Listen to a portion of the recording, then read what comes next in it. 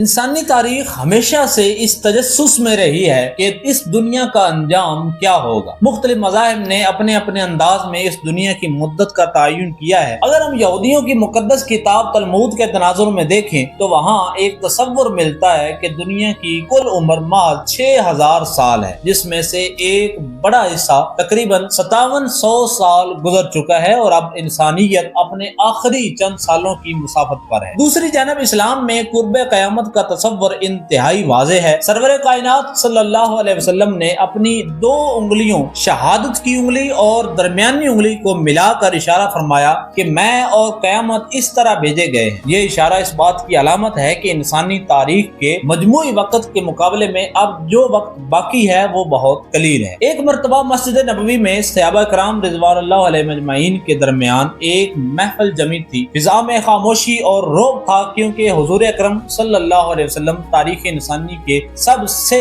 بڑے فتنے دجال کے بارے میں آگاہ فرما رہے۔ آپ صلی اللہ علیہ وسلم نے ارشاد فرمایا کہ اللہ تعالیٰ دجال کو آزمائش کے طور پر ایسی غیر معمولی طاقتیں عطا کرے گا جو انسانی عقل کو دنگ کر دیں گے۔ اسے مادی وسائل پر ایسا تصرف حاصل ہوگا کہ وہ جہاں چاہے گا بارش برسائے گا، بنجر زمین سے غلہ اگائے گا اور اس کے پاس مادی دولت کے انبار ہوں گے، یہاں تک کہ وہ شبد آبازی اور شیطانی طاقتوں کے ذریعے مردہ انسان کی شکل میں شیاطین کو ظاہر کر کے لوگوں کو دھوکہ دے گا کہ وہ معاذ اللہ خدا ہے۔ دجال دنیا میں 40 دن قیام کرے گا، لیکن یہ 40 دن عام دن نہیں ہوں گے۔ آپ صلی اللہ علیہ وسلم نے وضاحت فرمائی، پہلا دن 1 سال کے برابر طویل ہوگا، دوسرا دن 1 ماہ جتنا طویل ہوگا اور تیسرا دن 1 ہفتے جتنا طویل ہوگا۔ باقی تمام دن عام دنوں کی طرح ہوں گے۔ صحابہ کرام جو کہ ایمان کے اعلیٰ درجے پر فائز تھے، یہ سن کر اس قدر خوف زدہ ہوئے کہ انہیں محسوس ہونے لگا جیسے دجال شاید ابھی اسی وقت مسجد کے باہر کسی کھجور کے جھنڈ کے پیچھے چھپا بیٹھا ہے اور برآمد ہونے والا ہے۔ جب شام کے وقت صحابہ کرام دوبارہ حضور علیہ الصلوۃ والسلام کی خدمت میں حاضر ہوئے تو ان کے چہروں پر دجال کا خوف نمایاں تھا۔ رحمت عالم صلی اللہ علیہ وسلم نے ان کی ڈھارس بندھائی اور فرمایا کہ اگر دجال میرے جیتے جی آ گیا تو میں تمہاری طرف سے اس کا مقابلہ کروں گا۔